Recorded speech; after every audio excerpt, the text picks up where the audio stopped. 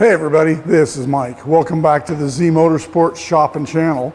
I haven't done a video in a while, and it's not because I haven't been busy, it's actually because I've been so busy I haven't taken the time to turn the camera on. So I hope everybody's had a good summer, and I hopefully get back to making some videos here pretty soon. But this was one that I figured I would go ahead and document. I pulled my truck in 2006 Silverado 2500 HD to do a major service on it, which is basically all the fluids, double check everything. The last lube oil filter service, the last minor service I did on it, I happened to notice that I had a passenger side front axle seal damp starting to leak a little bit, and that was 5,000 miles ago. And in that 5,000 miles, the driver's side has also started to leak. So I knew it was coming in for a major service, which was brake fluid, transmission fluid, transfer case fluid, power steering, hydraulic hydro boost fluid, engine oil filter, all that, tire rotation, everything. So with the tires leaning off and everything, I went ahead and picked up some seals, and I'm going to go ahead and document this. I'll take the camera and go around. I've already got the driver's side torn apart. It took all of about 3 minutes, maybe five at the most, to get the tools out and pull the driver's side apart. Now, if you have a stock vehicle, this is going to be a little more invasive because the front axle is tucked up tighter into the chassis, closer to the frame rails. I've got a 6-inch RCD lift on my Duramax. So it's dropped the whole axle assembly down 4 inches, which makes this a super simple job. I'm going to go ahead, like I said, I'm going to grab the GoPro and I'm going to stick it up here to the frame so I can get a better shot of what I'm doing in here. All right, so here's the drive flange for the passenger side. Here's your CV, your inner CV joint and your outer CV joint.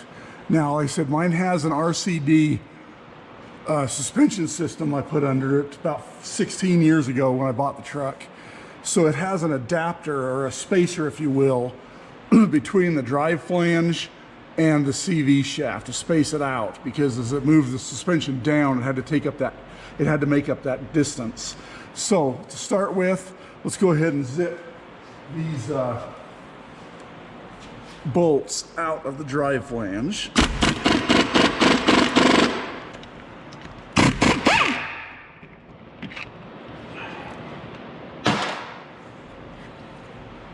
And last one.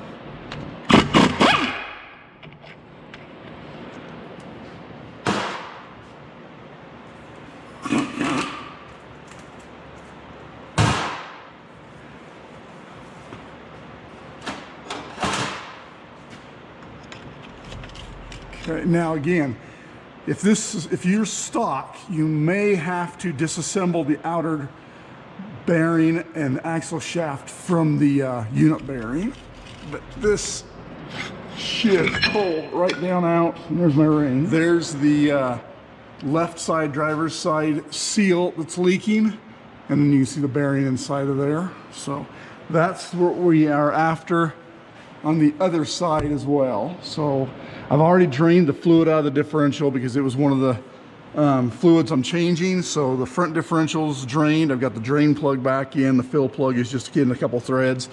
I've also got the rear differential fluid drained back there. Transfer case service, transmission service, engine oil drained and filter changed and everything. So this is the last, well, other than the brake fluid and the power steering, this is the last of the service. So the CV shaft out of the way and the flange right there now. We can go ahead and, now I have the manual, the NP 261 transfer case, so it's manual. The automatic one also has this actuator. This is for your FAD, your front axle disconnect. Let me grab a mirror and look up here. Sometimes these plugs have a little red locking tab. Doesn't look like this one has one. I hate to break those, so I like to look first.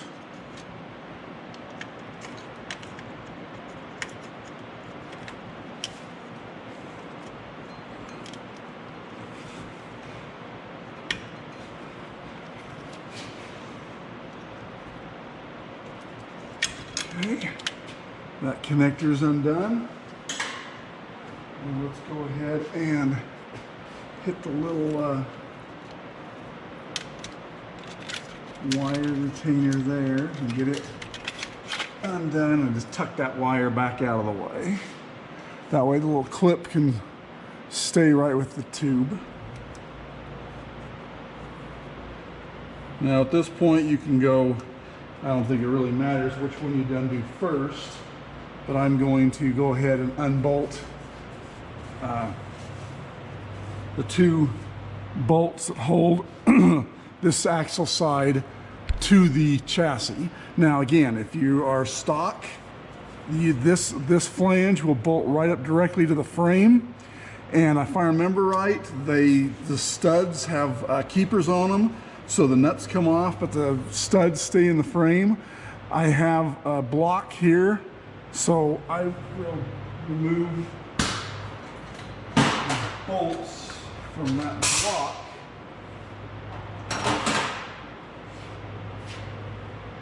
Which will allow this side to become disconnected.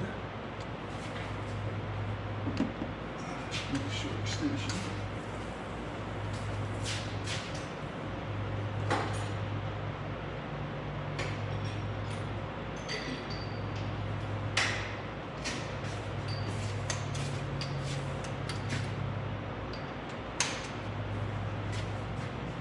A little bit of extension on that one to make sure and grab it. And this has a bolt with a nut on the top side.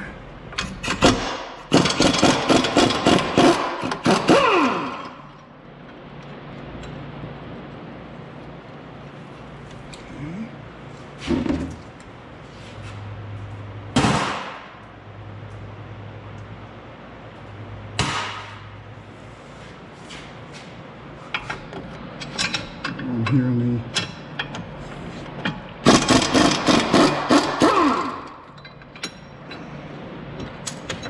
so now, like I said, I've already done the drained the transmission, did the transmission service.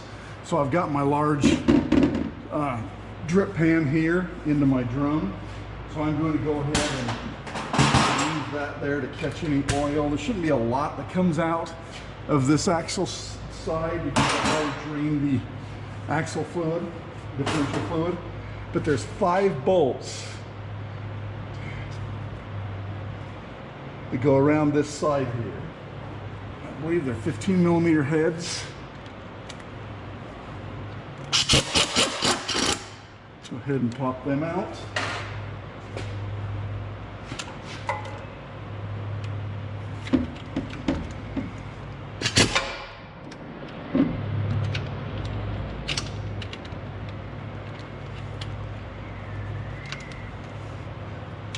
Feel that top one, I just can't see it. There we go.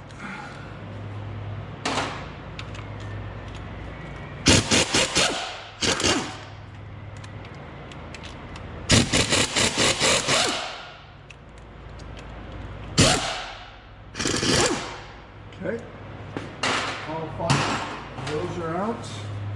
Now should be able to just pull this right off. Now there is a spring and a plunger for the actuator for the fab in here, so be cautious when you're taking this, when you're pulling this out, as you're pulling this away from the differential center section. Pay particular attention to if anything comes out and where it comes out from. I'm going to set up another light here. If I remember right, there's a washer, a thrust washer, not thrust washer, but a shimmer. Yeah, I guess it'd be like a thrust washer. So there is one in there. I'm going to back this away slowly. There's a spring. Okay. All right, I'm going to take this over to the bench.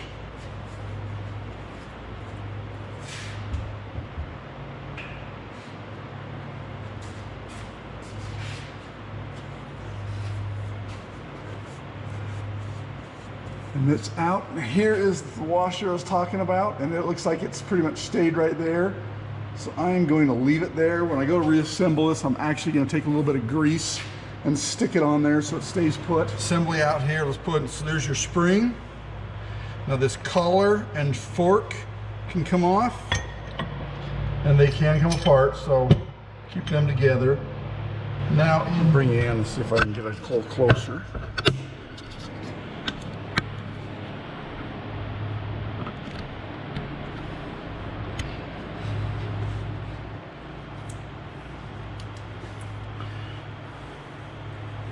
So here's the inner washer, here's the thrust washer, there's the retaining ring right there. Well, I will just grab a light here. See if that lights things up a little better, at least maybe.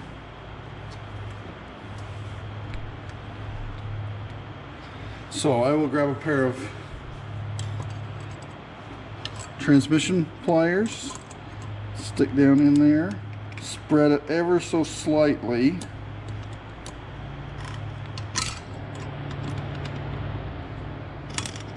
And then grab some kind of a hook tool. This is a cotter pin tool. There we go. Now you can get it underneath.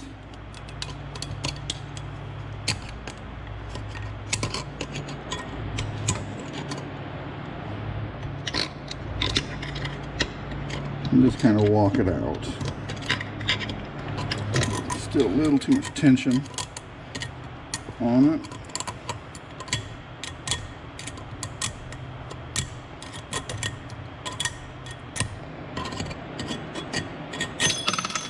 There we go.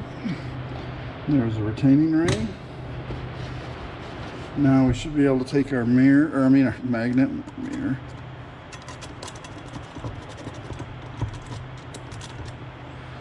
I still don't want to get stuck together with the fluid. Go ahead, there's the washer. Now you can see here, that's the bevel that this washer, or this retaining ring sits in against. So we'll go ahead and set that there. Now there's another washer, a thrust washer in here. This one has two tangs on it, and they have to fit into the corresponding tangs inside the housing there. At this point, we can go ahead and stand this up. Put it in the, hold on to it in the vise here.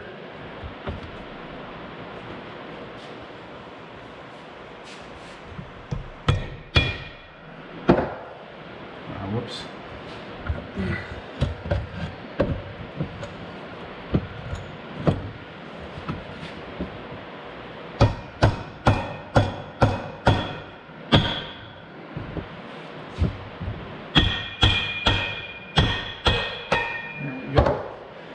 Good reps, and dry flange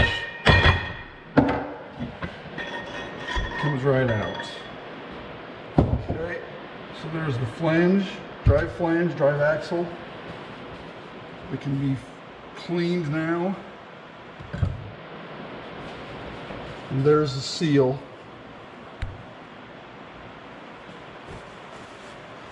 There's the seal, it needs to be replaced. So let's go ahead and get this held firmly. So at this point, you can either use a seal tool or some kind of a pry bar or a heel bar and get in underneath it. You can see the bearing right here. Now, these work great, but be careful, because if you go in too deep and you get in too deep there, this point can actually gouge the bore where the seal, the outside of the seal rides, and without knowing it, you can just have created yourself another leak.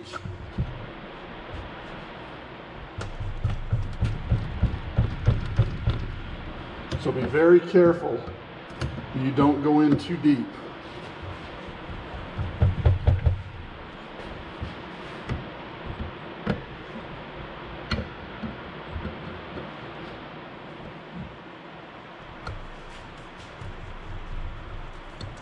just like to take little bites and go around.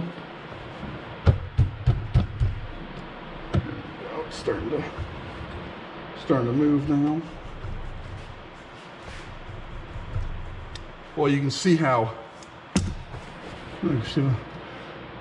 this will show up on camera. You can see really how crumbly. Truck's only got 129,000 on it, but look at how it's crumbling, deteriorating around the outside of that seal. That's pretty bad for 129,000, only 129,000 miles.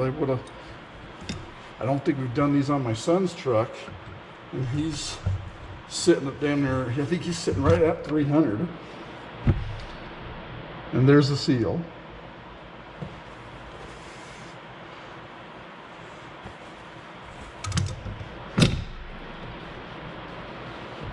Okay. Clean this up. Actually, I think I'm going to take this to the solvent tank as well and give it a really good cleaning so it all goes back together nice and clean. Probably don't need to see me in the solvent tank, so I will get everything clean and we'll come back for reassembly. Well, off camera, I went ahead and cleaned everything. I actually went another step further and masked the outside tube off, stuck it in the blasting cabinet and bead blasted it, and slapped a couple coats of chassis paint on it. Overkill? Yeah, pretty much, but that's just the way we roll here, I guess. You know what they say, overkill, or overkill is underrated. So, okay, Sil-Glide, my favorite silicone lubricant. I go ahead and run a little bit of a pretty liberal amount around the inside of that seal. Okay, so that's ready to accept the shaft. The shaft and all the components are also clean. Actually, I'm going to go one step further here and actually put just a little bit around the seal where it enters, where it tapers out to the seal. So it just will help the lip slide over that a little bit. You want to inspect these shafts also. Do the fingernail test. Make sure that there's no grooves or edges or anything where the original seal was riding. Okay, at that point, I'm actually going to do another thing that I do quite frequently. And that is to put just a little bit of gear oil on that bearing right there. So I'll just shoot a little bit of gear oil in there. Okay. Now go ahead and slide that down through. Pretty much inverted at this point. Bingo. And that's down on the. Okay, now remember the order these went in on. So let's I'm going to use a little bit of assembly lube. That will help hold some of this stuff in place. Assembly lube is just a little thicker than the gear oil, so put a little bit of assembly lube on these tangs, drop them down into place.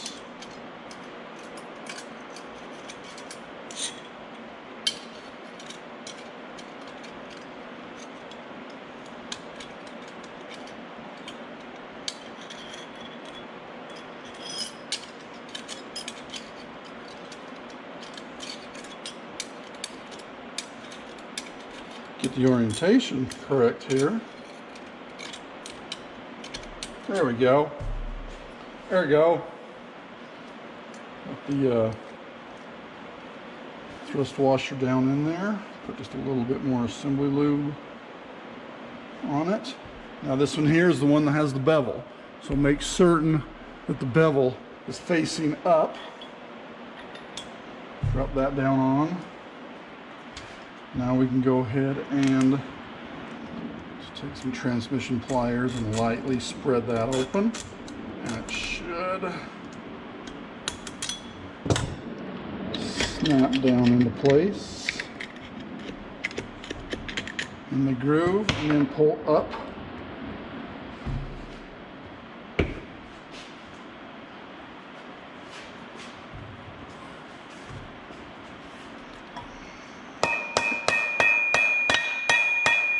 Make sure that's down. Okay. Go ahead and install the collar and the plunger. There you go. Now that is ready for installation. Now at this point I also go shoot just a little bit of flake wash on a rag, wipe that sealing surface very good.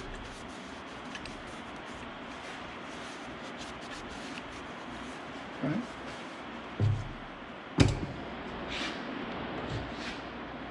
And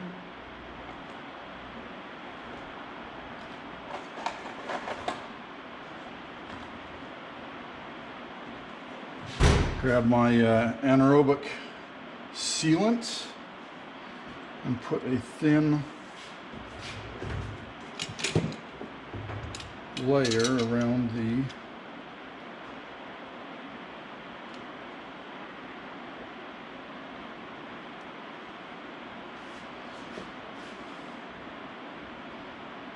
perimeter. Now you can use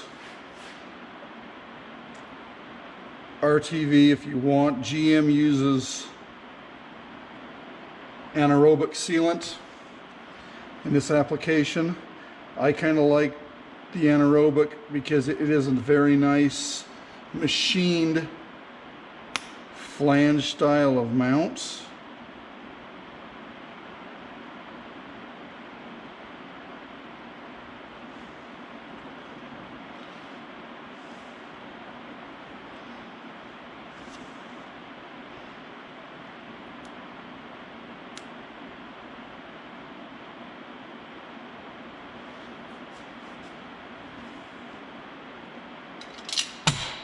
And the one I'm using is Loctite 518.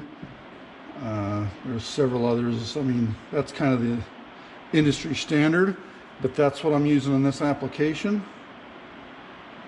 And like I said, just because it's got a nice machined flange, and there's no gasket in this one. GM does not even list a gasket in their exploded view. So, little anaerobic compound, and you're in business. So let me set up the camera, we'll go back underneath, stab this back in, bolt it. These get torqued to 30 foot-pounds where it goes back to the differential. I'm gonna hurry and wipe the flange on the differential side as well. This is where I'll take just a little bit of assembly grease.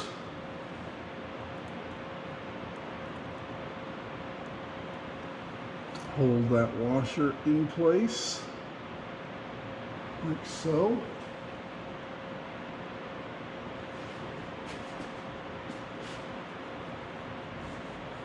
Now I'll see if I can stab this shaft assembly, housing assembly in there without knocking everything about.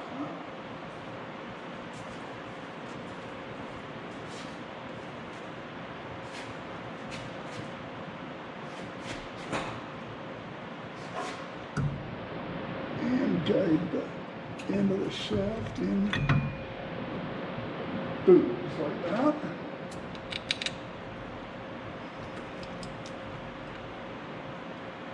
Start a couple of bolts.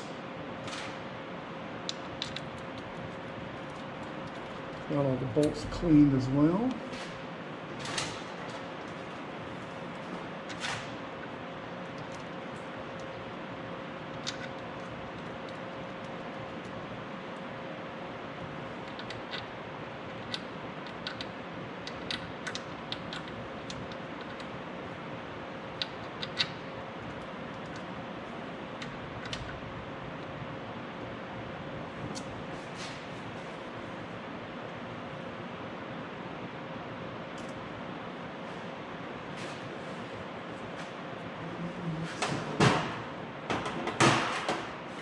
that down, snug that down just a little bit.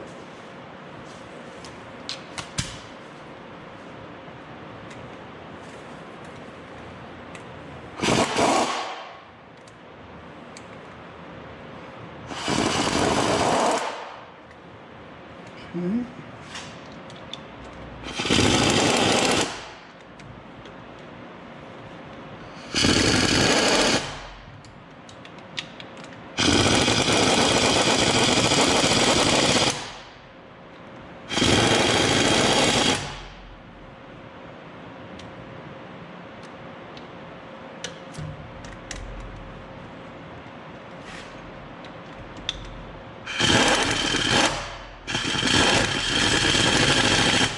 Okay, now grab the torque wrench.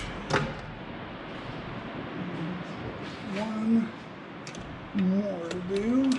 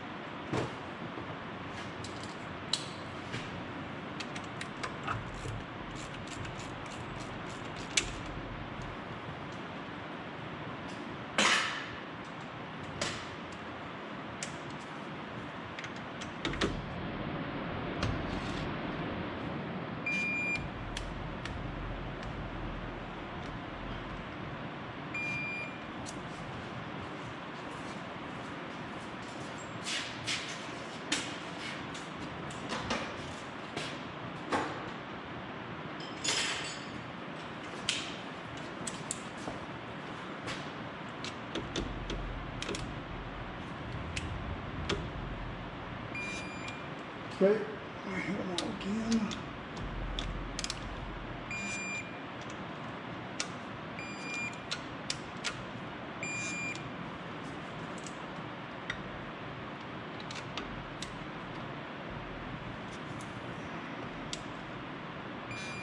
Okay, this is all torqued, and let me go ahead and put the bolts back in, holding the up to the chassis. Bolts started there. Let's go ahead and button these up.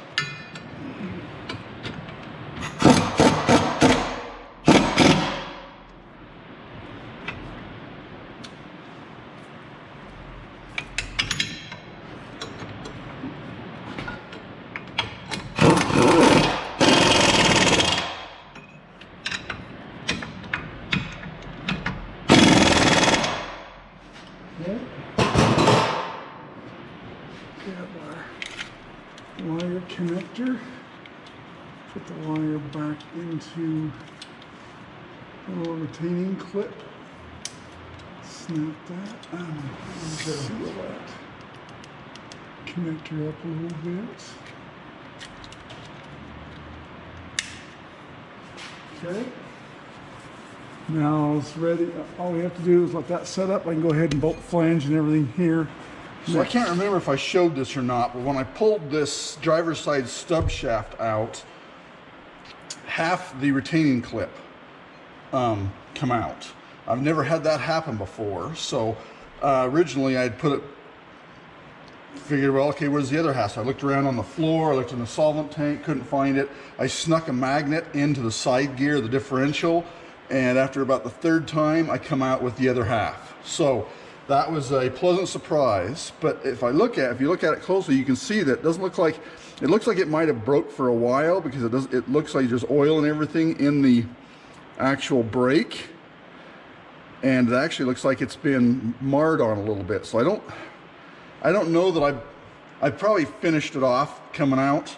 But anyway, I had to delay putting this one apart because I had to get another one from GM. So luckily my local General Motors dealer had one. There's the part number. It's a 2593-1953. That is the circlip, the retaining clip. So we'll go ahead and install that onto our stub shaft. So I'm just grabbed my transmission pliers here, and I grabbed the ones with the little indent in them. So I kind of hold that, open up. Now you don't want to open it up any more than you absolutely have to. You just want to, because you don't want to spring the clamp per se. You just want to open it up enough to slip it over the splines, and then you can push it down the rest of the way. There we go. Now, once it is in the groove, it's important how you assemble these, how you put them in. So if you notice that retaining ring spins around in there, and if you hold it upside down to where the brake is at the bottom, the brake, the edges, the ends of that can hang down and stand proud of the splines. That becomes problematic as you're pushing it in. Those edges can catch and you can fight it going in, or you damage the clip. So to prevent that, I like to take just a little bit of assembly grease and put in around that retaining ring, and then also the splines to help kind of guide everything in, and helps keep everything lubed at least a little bit, enough to where oil can start really flowing in and around these splines. So I'll pack it down in around that retaining ring.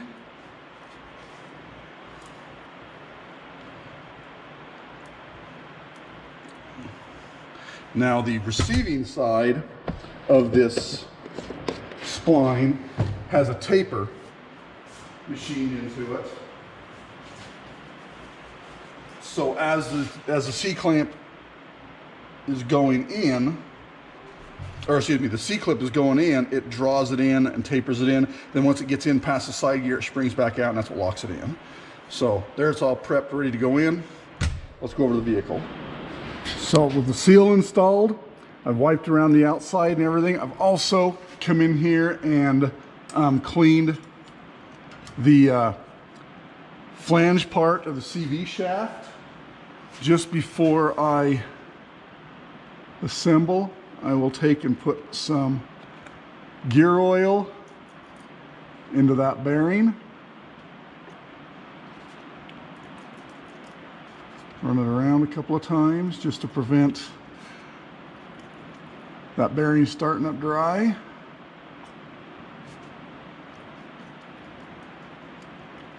I have Seal Glide around the seal that I put in it earlier.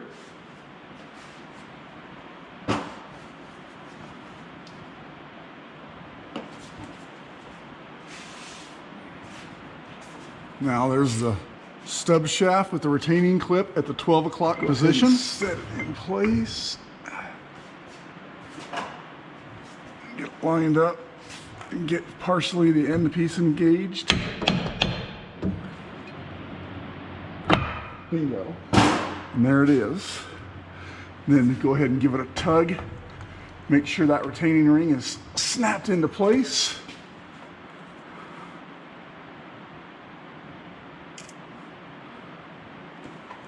And like I said, the end of the TV shaft here is already cleaned. It's hanging here by an S-hook. So I'm going to grab a little bit of blue thread locker and apply it to a couple of bolts.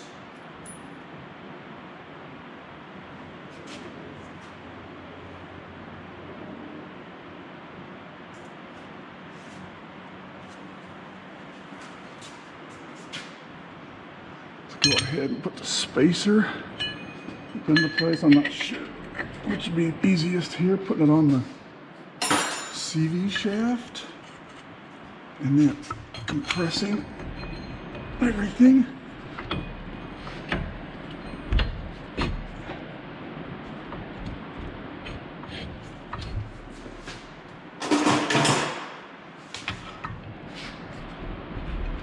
And just working it. Oh, actually, I've got the camera hooked to the rotor out there, so it might actually be moving a little bit. I apologize. So we should be able to get, let's see, the bolts are lined up there. Get it lined up with the flange, the drive flange. Okay, again, got the bolts with a little NICs, a little bit of thread locker on them. So let's go ahead and start One bolt there.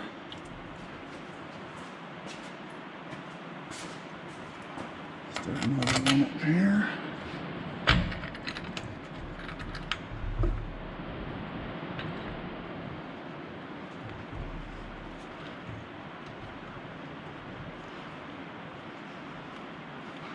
All right, let me go ahead and grab a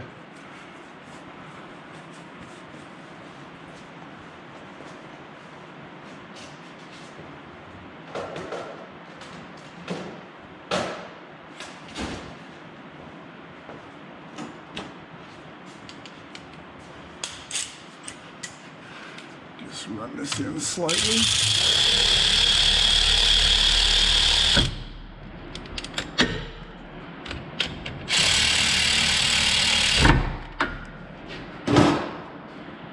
Lock tight to the other four.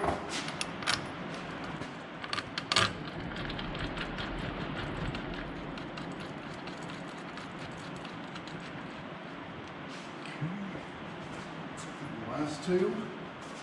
And these get torqued to 58 foot-pounds.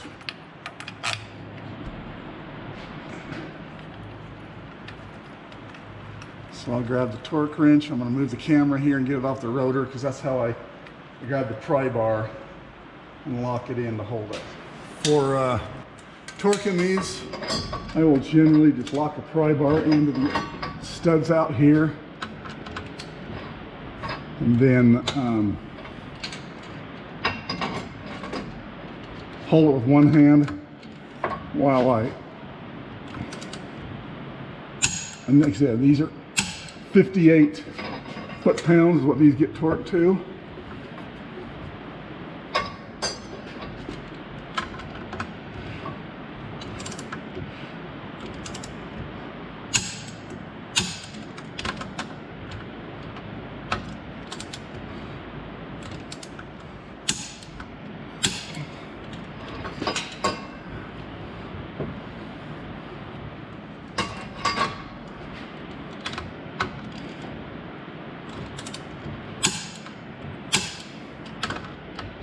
This the one I already got.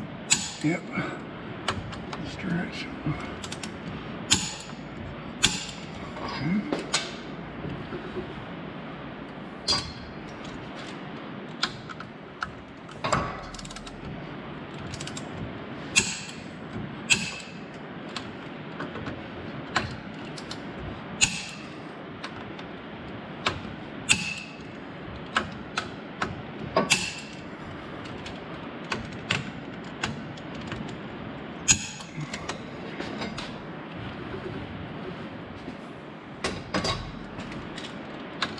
Hit them all one last time, make sure I don't miss any. Okay, and this side is done.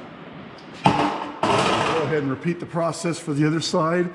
Get the spacer and the bolts in and torqued, and then fill the differential with fluid, and this job's pretty much wrapped up.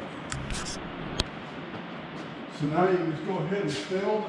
I believe the front takes like 1.83 or something like that. So just go ahead and fill it with your favorite flavor of 75, 90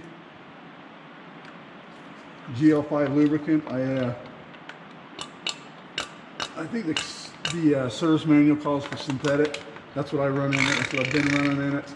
Actually, I take that back. The last time I think I had Royal Purple for the last 30,000 or so. This time I'm putting in Valvoline. Just because it's a little more readily available, and I've been using it the last few years with good results.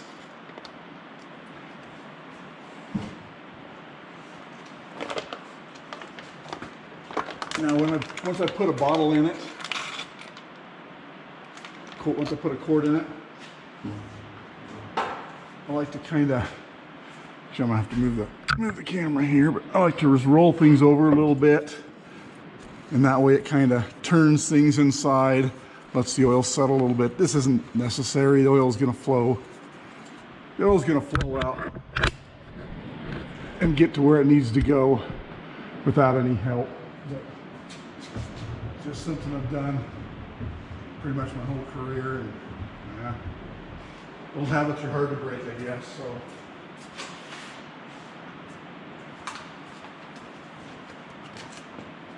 Once you get the oil filled, the differential fluid filled, this plug and the drain plug gets torqued to 24 foot-pounds.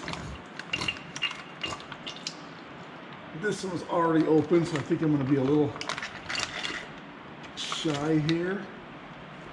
That is okay. I'll go ahead and open up another one. Actually, still just a little bit in this one. Will be the last of it. Yep. There we go. Just took a little bit of that new one. So I'll just thread this in. Now what I like to do is I like to thread that in, let it sit for a little bit, roll it over. I'll go around and fill the rear one.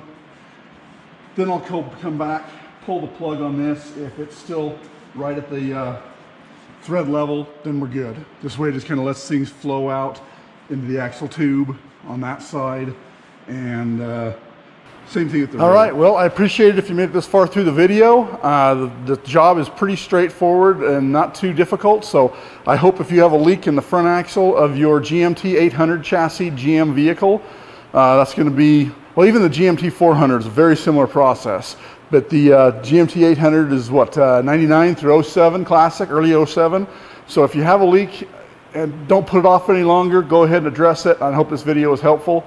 If it was, I appreciate the comments and the thumbs up. And if you're not a subscriber already, subscribe and go through and check out some of my past videos. And hopefully we'll have some more coming here in the near future. So thank you very much for watching.